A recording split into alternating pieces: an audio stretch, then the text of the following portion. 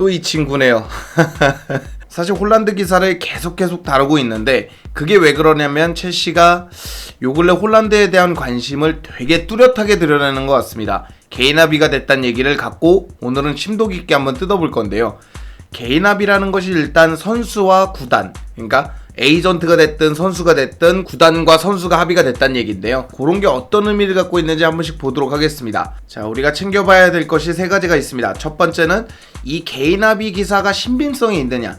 개인 합의는 솔직히 할 수 있습니다. 구단과 선수가 합의하는 거니까 합의는 할 수 있는데 이게 믿을만한 기사인가 그리고 믿을만한 것인가가 굉장히 중요하겠죠. 그거 한번 알아볼 거고요. 개인 합의와 구단 합의 뭐가 더 어려운 것인가. 만약에 개인 합의가 별 볼 일 없고 구단 합의만 어려운 것이라면 사실 개인 합의 기사는 그렇게까지 대단한 건 아닐 수 있습니다. 그게 팩트건 아니건 그것도 좀 한번 알아봐야 될 것 같고요.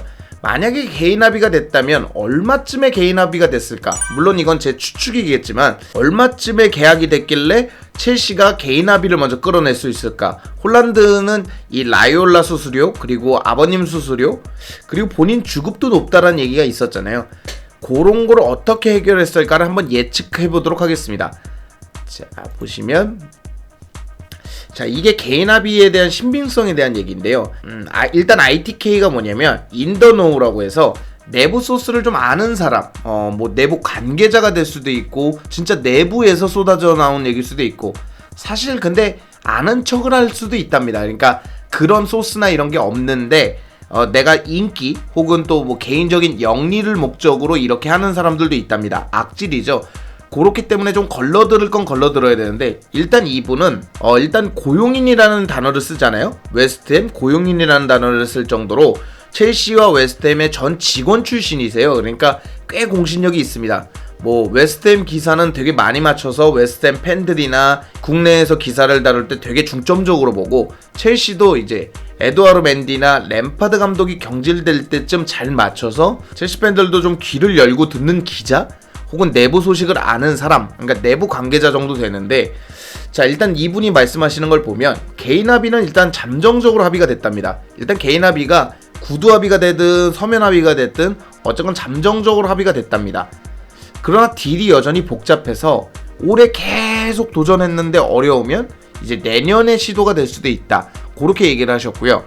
첼시는 어쨌건 클럽 레코드가 넘는 금액, 돌문이 지금 한 1억 5천만 파운드를 원한다고 하고 있잖아요. 2천억이 넘는 금액을 원하고 있기 때문에 그 정도 금액을 쓸 준비가 되어 있다. 그리고 그렇게 쓸 수 있다. 그렇게 써야 한다. 이렇게 보고 있는 것 같습니다. 그 외에도 이제 리암 투메이, 니자르 캔셀라, 뭐 로마노 이런 식으로 계속 홀란드 얘기를 언급하고 있어요. 이제 리암 투메이 같은 경우에는 개인 합의가 됐다는 얘기를 뭐 같이 언급하고 있기 때문에 사실 이게 잉글랜드 쪽에서만 얘기가 계속 나오고 이 독일 쪽에서 얘기가 안 나와서 그러지 사실 이 돌문 문제는 좀 구단 합의까지 넘어가면 이제 독일 쪽 언론이 필요하지만 개인 합의 같은 거는 솔직히 영국에서 다뤄도 충분히 가능하고 신빙성이 있다고 볼 수 있기 때문에 요런 부분에서는 좀 신빙성이 있지 않나 이렇게 보고 있습니다. 자, 그러면 이제 두 번째로 봐야 되는 건 이제 개인 합의가 어려운 것이냐 구단 합의가 어려운 것이냐입니다. 사실 원래대로라면 구단 합의가 더 어렵습니다. 왜냐면 우리가 구단 합의가 어려운 팀이 어디 있을까요? 첼시 입장에선 토트넘이 있습니다. 토트넘 같은 경우에 모드리치와 첼시 얘기는 어느 정도 오갔다라는 얘기가 있는데 이 구단 합의를 결국에 끌어내지 못하면서 모드리치를 레알 마드리드에게 넘겨줬어야 됐거든요. 그러니까 구단 합의가 원래는 좀 더 어렵습니다. 그러나 요번 딜 같은 경우에는 라이올라 수수료나 이제 라이올라와 협상하는 거, 에이전트 수수료, 뭐 주급 이런 거를 계산해 보면 개인 합의가 좀 더 어려웠을 겁니다. 그리고 돌문 입장에서는 내년에 팔면 수익이 줄어들어요. 그러니까 바이아웃이 조정되기 때문에 수익이 줄어드는데 원하는 금액은 1억 5천만 파운드란 말이죠. 그렇기 때문에 구단 합의는 만약에 이제 홀란드가 떠날 마음이 있고 첼시가 1억 5천만 파운드를 맞춰줄 거라 그러면 그렇게 어렵지 않기 때문에 개인 합의보다는 구단 합의가 어려울 것이다. 이렇게 보고 있습니다. 자, 그럼 이제 주급 예측을 해봐야겠죠. 이 주급이라는 단어가 좀 어렵습니다. 기사마다 다르고 말하는 사람마다 다르고 옵션마다 다르기 때문에 옵션에 따라 최고 주급자가 바뀌었다가 안 바뀌었다가 하는데 대체로 알려져 있는 최고 주급자는 일단 캉테입니다. 하나로 4억 5천이 넘는 금액이기 때문에 일단 캉테는 고주급을 수령하고 있습니다. 자, 이제 언론에 알려진 것은 이제 9억 이상, 뭐 라이올라가 9억 이상, 세전 9억을 원한다는 얘기도 있고 세후 9억을 원한다는 얘기도 있는데 사실 9억은 어렵습니다. 9억이면 지금 캉테의 더블이거든요. 이건 좀 어렵다고 보고 있고, 근데 일단 저는 객관적으로 최고 주급은 약속하지 않았을까라는 생각이 듭니다. 클럽 레코드를 때려부시면서까지 홀란드를 영입했는데 그것도 라이올라가 혹할 만큼 제안을 했다면 최고 주급을 깼다고 생각합니다. 지금 2억 정도 받고 있는 걸로 알고 있거든요, 돌문에서. 그러니까 한 5억에서 6억, 한 2배에서 3배를 올려주는 그런 딜이지 않았을까라는 생각이 듭니다. 자, 그래서 이렇게 좀 빠르게 알아봤는데요. 홀란드 같은 경우에는 첼시가 완벽하게, 그리고 진지하게, 그리고 신속하게 끝내버리려고 하고 있습니다. 완벽하게는 뭔 말이냐면 무조건 데리고 오겠다. 로만픽이 됐든 투엘픽이 됐든 무조건 데리고 오겠다, 이런 중심이고요. 기본적으로 진지한 건 뭐냐면 일단 데리고 올 마음이 있다라는 거예요. 옛날에 보면 첼시가 이제 루카쿠 딜을 할 때 에버튼은 확실히 이 금액을 내놓으라고 하면 첼시가 지지지지지 부진하다가 맞춰줘요. 그럼 에버튼이 올릴 거 아닙니까? 그럼 또 지지지지 부진하다 맞춰줘요. 그러다 맨유로 뺏겼거든요.